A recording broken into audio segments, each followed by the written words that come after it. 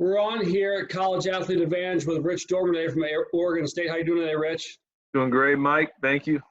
Good, good, good. Well, the pitching coach first year at Oregon State. Before that, GCU. Why don't you give the viewers kind of a little bit more background on you besides those two schools? Prior to college baseball, I coached professionally for eight years. Right after I played for 10 years in the minor league. So most of my background is professional, but I'm closing in on being a college guy. So trying to get rid of that pro guy label. So very good. Why don't you tell everybody about your story in college when you were a player, kind of your path to play college baseball, transferring colleges, and kind of how that all went down for you? Yeah, I mean, things are different now, but when I was coming out of high school, wasn't recruited real highly, ended up going to junior college, which was signed late in my summer of my senior year, and as a catcher, and just worked, man. Had a work ethic and ended up catching for 2 years at a JC. My goal was to go to Oregon State. I got recruited by Pat Casey to recruited me to come catch at Oregon State, and then that summer, prior to getting on campus, I was playing in a collegiate wood bat league, and we needed a pitcher because we were short. So I volunteered to pitch. So I threw like the ninth inning of a game. I couldn't even tell you what I did, or couldn't even tell you the score. But I know when I left the game, walked into my car, a scout came up to me and asked if I'd ever pitched before. I was like, "Man, you got a future on the mound." And I let that kind of go to my head a little bit. And so anyway, did a couple free agent workouts, and Coach Casey caught wind and ended up still committing to Oregon State. Told pro ball I wasn't ready. I needed to go to Oregon State. And then when I came in the fall, I was going to try to do both. And Pat was like, one or the other. So I was like, well, I'm going to pitch just because I got MLB cards shoved down my throat. I'm like, I can do this, Found out real quickly it was more than just throwing hard to get Division I hitters out. And so at the end, I learned a lot. But at the end of my first year, I just came in and just asked Pat if I could get my release because I needed to go pitch. And he had nothing but great things to say about my work ethic, and said he'll absolutely sign my release. Went to a NAIA college and became the first player ever drafted out of that college. So, I mean, there's no perfect route to all the recruits, man. You just got to keep working and keep the uniform on your back and be a good self-evaluator. And can I still get better? And if you truly believe that, you just keep going. And Would you have done anything differently looking back, knowing your path? And I know things worked out pretty well, but on the front side of things, would you have done anything differently out of high school? Would you have done anything differently? You know what? I think I was just a late bloomer, so I wasn't a real high-profile recruit. I just was a solid catcher, selfless, worked, and someone gave me an opportunity. Then I was going to go there and work and earn playing time. Did that. Then I was going to earn my way to Division I. And I think I would say I don't have regrets. My dad still swears that I'd be a professional catcher and be in the big leagues as a catcher. And so maybe not catching, just continuing to catch maybe, but I'd love pitching. I mean, once I figured out the actual how to pitch and how to actually be great at it, it's such an awesome position. I mean, you control everything, and living in both worlds, it was a lot of fun being a catcher because I dedicate a lot of work and time in that area. So being in both worlds kind of made me what I am today as far as being a pitching coach. Next question would be, being a pro ball coach for a long period of time, I mean, it's pretty much purely player development. I mean, in the minor leagues, you're not really trying to win games. You're trying to develop the guys that are with you, and you had a history of doing those things. Now shifting from pro ball to college ball, obviously half your time split between recruiting and development from before just being development. How has that transition been for you, and what do you think of that so far?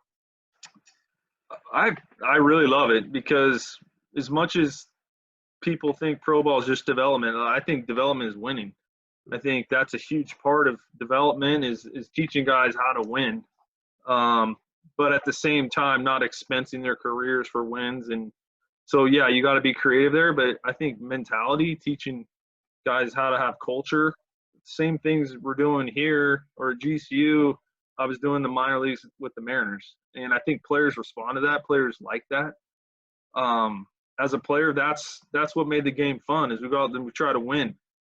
If we're just going out working on mechanics, the game's not really as fun. Doesn't mean as much. So the transition, into recruiting and yeah, winning, like that hasn't changed for me personally. In fact, I love it even more because we have like 56 Super Bowls. Someone said to me one time, that's what college baseball is like. We got to win every night, and it's a lot of fun that way. I love going out trying to win every game, and I think it's important that the players kind of feel that and feed that as well. In recruiting, I think I'm a competitor, and I think recruiting is competition. We're recruiting against whoever, UCLA or Vanderbilt. We're recruiting against other Pac-12 schools, Northwest schools. Like that's part of competing for coaches. One of the things that people would say about you from the kind of the inner circles of college baseball is one of your strengths would be rapport. I mean, you seem to develop rapport with your recruits that you're talking to, guys that you're talking to that you haven't officially recruited yet, and obviously your own guys as well. Why do you think that's a strength of yours? Because I care. I mean, really care about the person before the actual product. For the baseball player, I care about the person. I care about making sure that they try to accomplish everything they can in their lifetime. And because it was important to me, and I feel like if kids have that same passion, I know how important it was for me, and it is for them. And so I'm just being a catcher, being selfless. It's not about my ego, and it's about the player and helping them accomplish all their dreams and goals with the game, and helping them realize that their window's short, and I don't want them to have regrets, with when their baseball's over. I want to pour everything I have into them and making sure that they don't look back at it and go, man, I don't want them to have regrets. So I think that's probably something that might separate me or makes me develop a rapport with players, because any little thing can cause a player to not have great performance. It's not just a front side timing or their spin rate sucks, which is why they're not competing. They're people. And so I think you got to coach the person. What does a pack level pitcher look like in high school? So if it's a sophomore, junior, senior, what does the stuff look like? What does the body look like? So that the guys listening can kind of figure out, am I a pack level pitcher? What does that guy look like to you? First thing, they're mature. Most of them are winners. Most of them throw strikes. Most of them compete at a high level, and they're their team captain. Most of them are just, you call their high school coach, and they don't have excuses. They're just great players. I think, and that's not just Pac. That's every player should be shooting for that. That's some of the attributes that I focus on. I think physically they're strong. They're gifted. They're not, are they polished 100%? No. But are they strong? Yeah. Are they big physically? Yeah, they're physical players. So that's one of the main first things I've noticed is that, and then their IQ, their baseball IQ is real. They're good self-evaluators. Like they've been instructed, sometimes there's people that talk and there's people that do. And most of the guys who are successful and play at high levels, they're very disciplined. And so I think that's one unique characteristic about players at this level, or, the elite, I should say. Is there a velocity threshold? I mean, is there a threshold where a right-handed pitcher needs to be at least this, or a lefty needs to be at least this to look at those players? Mm-hmm. I think competitiveness is a premium. Velocity, I want a competitive guy at 90, more so a non-competitive guy throwing 95. And I think velocity will come with maturation and cleaning a delivery piece. I think velocity can come. But if it doesn't come, they have to be willing to go out and compete with where they're at. Stanky said that a couple times, and I really liked it. He's like, if the velocity doesn't come, can this kid still compete and get people out at our level? And if it's a no, then we probably shouldn't be recruiting this kid. But if the velocity's there and he can go out and compete right now, then yeah, we should. This is a no-brainer. I think the other unique piece is recruiting sophomores, and you start to see freshmen, and they stick out pretty glaringly compared to other players, because they're really mature or they're really physically gifted. And so that piece, they just kind of jump out. So, I mean, can I say every kid we recruited that's in the low 90s, when we started recruiting them, they were probably throwing 82, 85, but they were freshmen or, you know what I mean? So. Do you think it's easier to develop guys in professional baseball or college baseball, and why?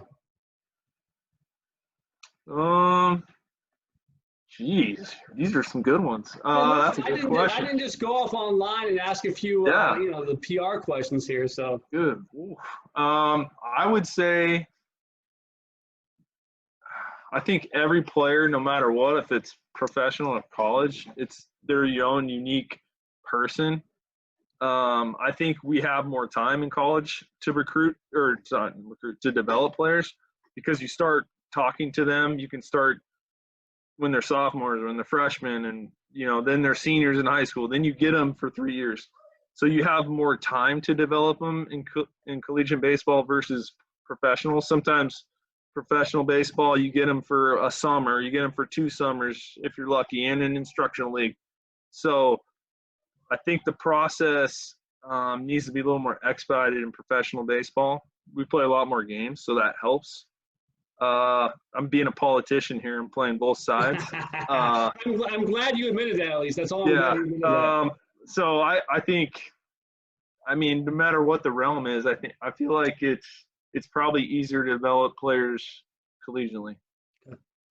Do you like, when you're recruiting high school pitchers, do you like the ones that have a pitching coach, or do you like the ones that are really stringent on training, or have guys they really like going to, or do you like the guy that's kind of more raw, that really hasn't been taught a lot? What's your preference? I mean, I've seen good from both areas. I think the blank canvas is good. I get a guy who's just super raw, but at the same time, how quickly how's as good as his aptitude? How quickly can he develop? Or versus the polished player who can start as a freshman. So how good is the blank canvas? Are we starting off really, really good, and then it's a couple tweaks here and there, like a high aptitude guy like Taiwan Walker? I mean, that was incredible. From bullpen to bullpen, this guy was just changing who he was as a pitcher. So I think sometimes I like having guys with pitching guys, because that shows me they're dedicated. It shows me they're actually working and investing in themselves. But are they really going, or is mom and dad making them go?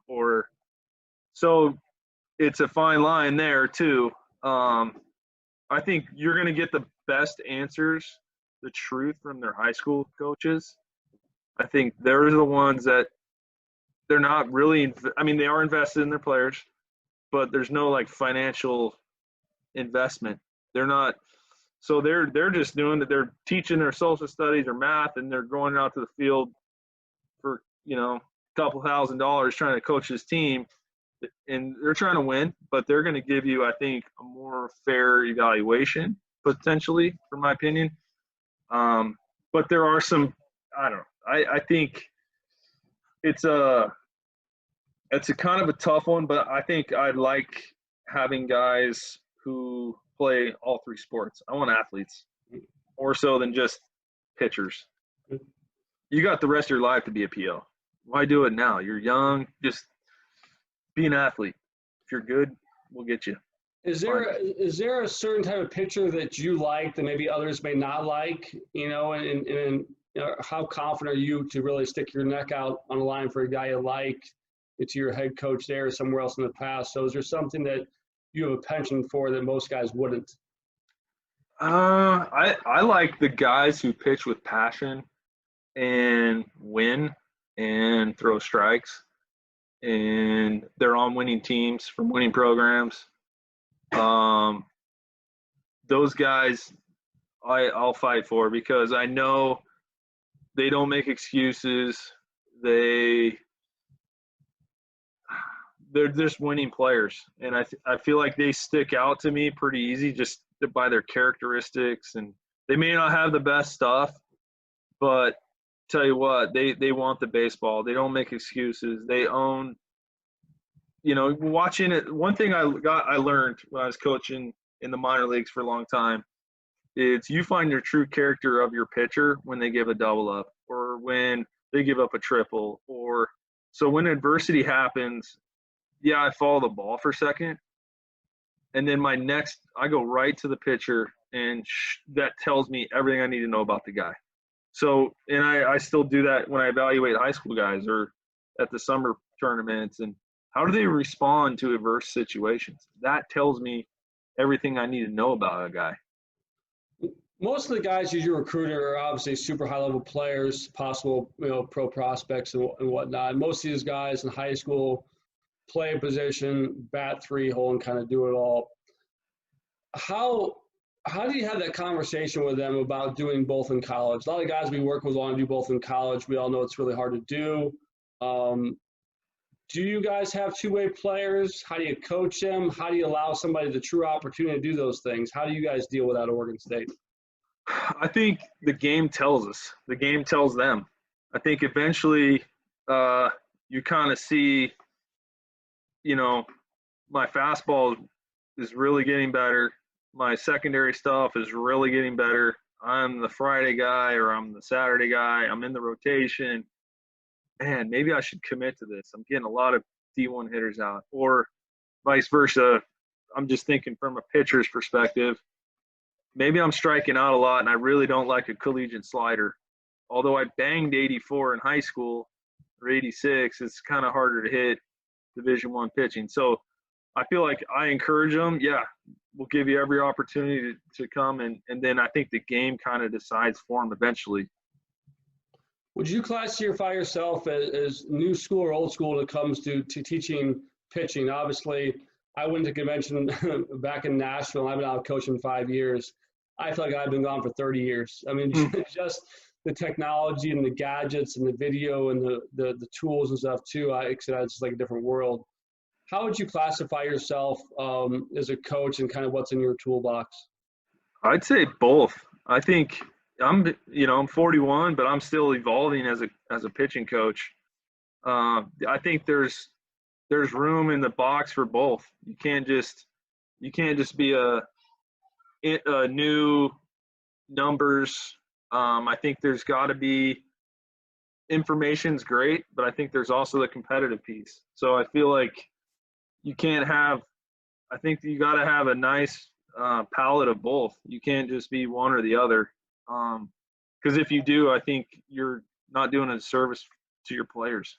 I think it's, so you gotta know the Rapso, you gotta know the numbers, you gotta use your TrackMan, you gotta use your Edgertronic cameras. I think that if I'm a player, I'm trying to make them the best I can be, and it's my job to help utilize those resources to make them better. If you're getting a video from a recruit on the pitching side, what do you want to see? What are two or things you want to see from a pitcher who's sending you a video? As weird as it sounds, like sometimes I like seeing them give up a hit, or I just know they're not going to show that. I know they won't. I know they won't. I know they won't. But I kind of like just show me a full sequence to a batter. Show me how you utilized your stuff versus a one hitter. Like if you could give me, and it's hard, but like throwing into a net, I don't really care. Throwing at a target, I got it. So you have to do what you have to do. But preference, I like seeing them live footage in game, because I like seeing the hitters tell me a lot about their swing or how well they pick the baseball up off the pitcher. How is his breaking ball playing? Maybe, that's why I like kind of seeing, I like seeing him catch the ball. I like seeing him, in between pitches. I like seeing how he prepares himself for that next pitch. Is he a real fidgety guy? Does he just run back to the rubber? Does he take some breaths in there? Is he controlling the environment? Things like that I like to really watch. And if they're not, I like, that'd be my next conversation with that recruit and, controlling the environment. When you have a couple more questions here, we'll finish up. When you have some of the high-end players that you guys do recruit, I mean, a lot of your guys that you're recruiting are pro prospects. I mean, I think when you're a national, program like you guys are, you're going to come up against pro baseball a lot, not just with your guys, but guys you're recruiting. How does that presentation go to those guys? Does that go before they get drafted, after they get drafted? Are there money thresholds? Are there things that you'd like to be honest with them and tell them as far as how they should handle that? I think it's important. It's important for both parties, us and our recruits, to be on the same page. I mean, and be honest. Like, we're not here to try to keep players from going to the next level. We're here to help you make the best decision for you. Because I think that at the end of the day, it's about that player, and our program is going to take care of itself. We're going to be fine. There's not one recruit that, if he doesn't come here, we're screwed. No, we're going to be fine. You're going to be fine. So it's just a matter of helping, navigate and make the right decision for the family and the player, and knowing what's important to them, and knowing what their value is, their future value, knowing what kind of platform. Yeah, they're willing to give you this now. You come here and get better, then what are they going to be willing to pay you? So just kind of making sure that they're aware of what the value of a college education is, and the degree and that experience of, you'll never get another opportunity to go back to college the way you are when you're an 18-year-old. I mean, those are great times. As I'm sure you could agree, Mike, like, going to school was probably a lot of fun, and you get to play college baseball. Pro ball is a job. And it's a great, if you get some life-changing money, I mean, I think that's, what is life-changing money? I think what is the value? Can you put a dollar amount value on the college experience? I mean, that's the other thing too. So just trying to help the players navigate through that, and the families. And what do you think has made Oregon State?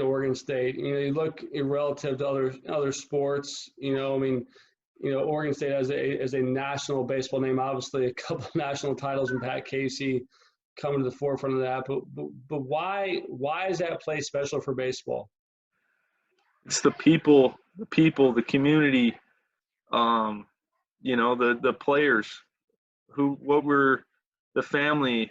And it's once you get here, Beaver Nation is real. The experience is real. And it's just the level where Pat and previous players and previous coaches and all the time and sweat they poured into this program, it just created this magical place. And it's I mean, that's what makes it so great. And the fact that, the next guy, you're basically handing off that number to him, and then it's his opportunity, or to honor it. It's his job to honor that number and keep it rolling. I think it's just been a testament to what bricks have been laid before, we got here. And it's our job and our players' job to continue to keep it moving. Last question. What advice would you give the high school player?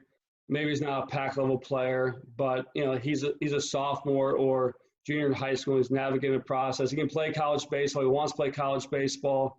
What's the biggest advice you would give to him on how to navigate it, or what they should do to help themselves? Just keep getting better. And I feel like, don't listen to the noise. Just work and be a great self-evaluator, and just try to maximize your potential and learn where you need to learn. You're not always a victim. Maybe it's not the right time.